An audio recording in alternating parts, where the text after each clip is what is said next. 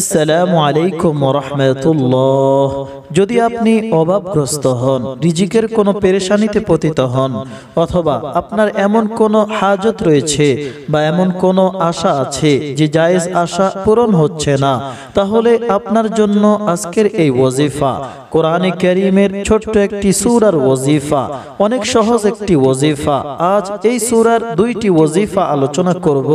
যদি এই ওয়াজিফাগুলি করেন তাহলে ইনশাআল্লাহ রিজিকের অভাব দূর হয়ে যাবে, আপনার মনের নেক আশা পূরণ হবে ইনশাআল্লাহ।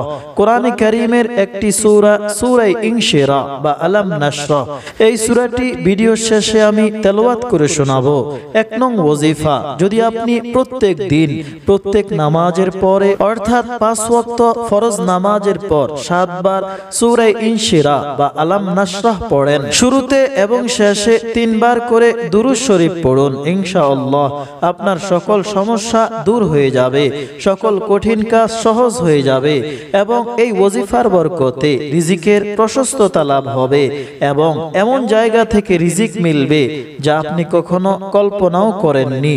২ নং ওয়াজিফা, যদি আপনার মনে কোনো জায়েজ আশা থাকে অথবা আপনার কোনো জায়েজ হাজত থাকে যা পূরণ হচ্ছে না, তাহলে এই ওয়াজিফাটি করুন। এটি অনেক কার্যকারী একটি ওয়াজিফা।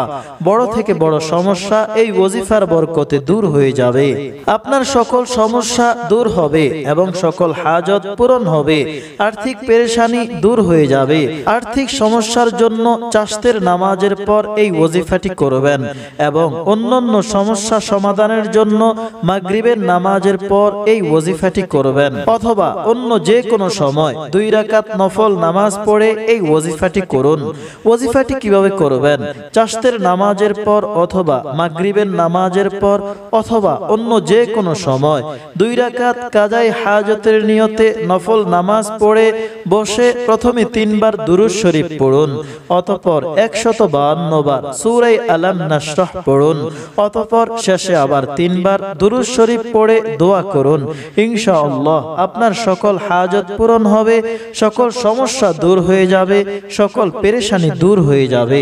সূরা আলাম নাশরাহ আমি একবার পড়ে শোনাচ্ছি। বিসমিল্লাহির রহমানির রহিম।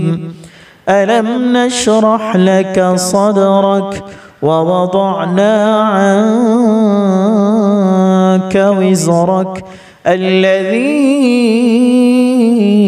أنقض ظهرك ورفعنا لك ذكرك فإن مع العسر يسرا إن مع العسر يسرا فإذا فرغت فانصب وإلى ربك فارغب صدق الله العظيم।